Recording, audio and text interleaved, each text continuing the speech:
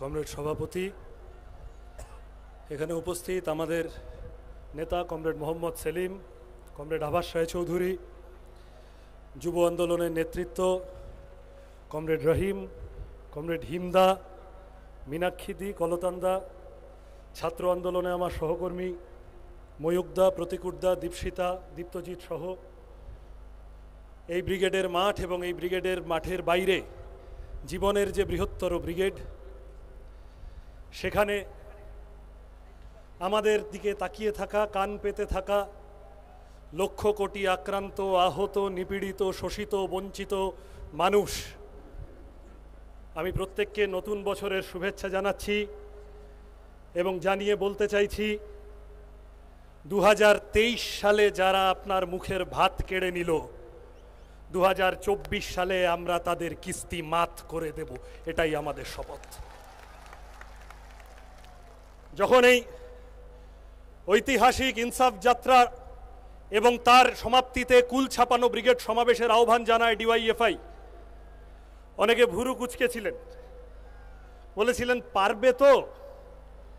একদিন একজন আমায় মেসেজ করেছে, বলছে টিএমসি কে পাস एमपी है, एमएलए है, गुंडा है, पुलिस है, सरकार है, तुम्हारे पास क्या है।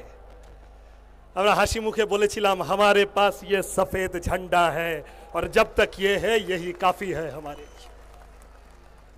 এখন এই ঐতিহাসিক ইনসাফ যাত্রা 20 লক্ষ মানুষকে জুড়ে নিয়ে আজ এই বিপুল ব্রিগেড সমাবেশে আমরা সবাই সম্মিলিত হয়েছি। যারা আগে বলছিল ছোটরা পারবে তো, তারা এখন উল্টো গাউনি গাওয়া শুরু করেছে। এখন ভুরু কুচকে বলছে বড়রা কই। আমরা বলেছি বড়রা আছেন, ঠিক আছে, लेकिन बाप को हाथ लगाने से पहले बेटे से बात करना पड़ेगा।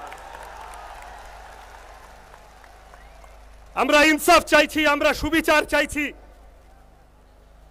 আমাদের রাজ্যে স্কুল কলেজে লাগাম ছাড়া ফি বাড়ছে, ডেভেলপমেন্ট ফি, অ্যাডমিশন ফি, ক্যাপিটেশন ফি, কম্পিউটার ফি, লাইব্রেরি ফি, তোলাবাজি ফি, ঢপবাজি ফি, রংবাজি ফি, হাজার হাজার টাকা বেসরকারীকরণ হচ্ছে একের পর এক স্কুল কলেজ।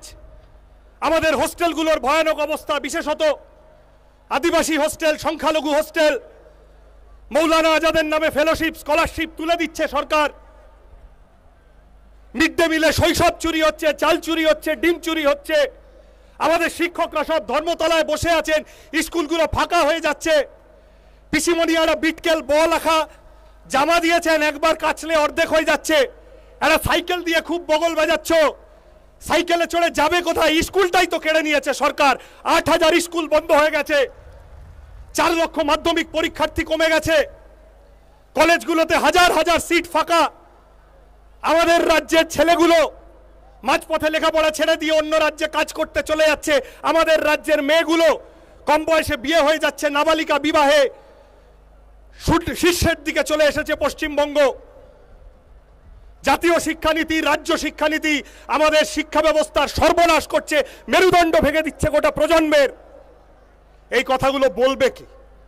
কাউকে তো বলতে হবে এই কথাগুলো।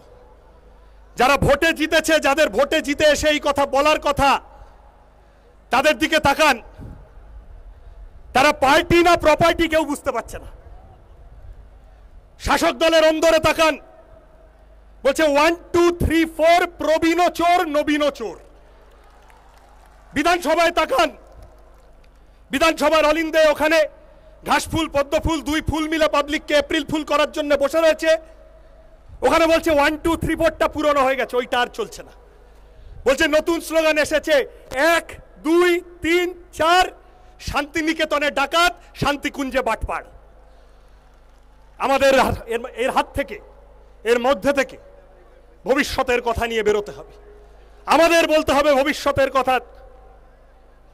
এই বিপুল ইনসাফ যাত্রা তারুণ্যের ডাকে, যৌবনের ডাকে, সেই ইনসাফ যাত্রাকে কুর্নিশ জানিয়ে গত 2 মাস ধরে প্রত্যেক দিন এসএফআই কর্মীরা গোটা রাজ্য জুড়ে কাঁধে কাঁধ মিলিয়ে ইনসাফ যাত্রীদের সাথে রুজি রুটির কথাকে, রুটি, কাপড়া, মাকান কা মুদ্দা, অন্ন, বস্ত্র, বাসস্থান, শিক্ষা, স্বাস্থ্য, কর্মসংস্থানের কথাকে রাজনীতির, বাংলার রাজনীতির মূল স্রোতে ফিরিয়ে আনার চেষ্টা করেছে।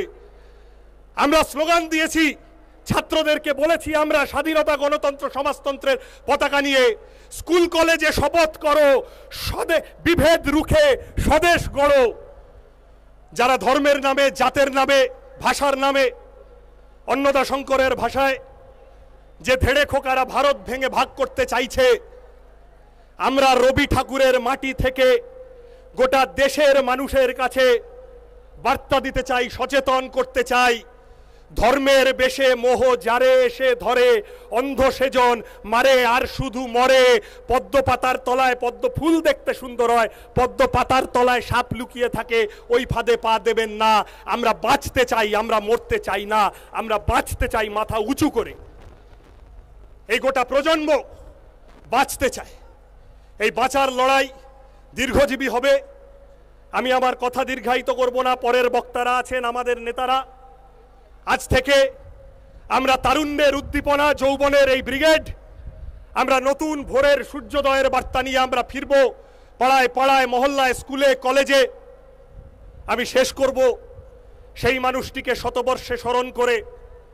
আজ থেকে ৭৫ বছর আগে কাকদ্বীপে অহল্যামার মরদেহ দেখে যিনি কালজয়ী সেই লাইনগুলো লিখেছিলেন, আজকের ব্রিগেডে থাকলে সলিল চৌধুরী নিশ্চিত বলতেন, কার বাছার জোটেনি দুধ, শুকনো মুখ, এই ব্রিগেড তার। কার ঘরে জ্বলেনি দ্বীপ চির আধার, এই ব্রিগেড তার। খেতে কিষান, কলে মজুর, নওজওয়ান, এই ব্রিগেড তার। এই মিছিল সব হারার, সব পাওয়ার এই মিছিল।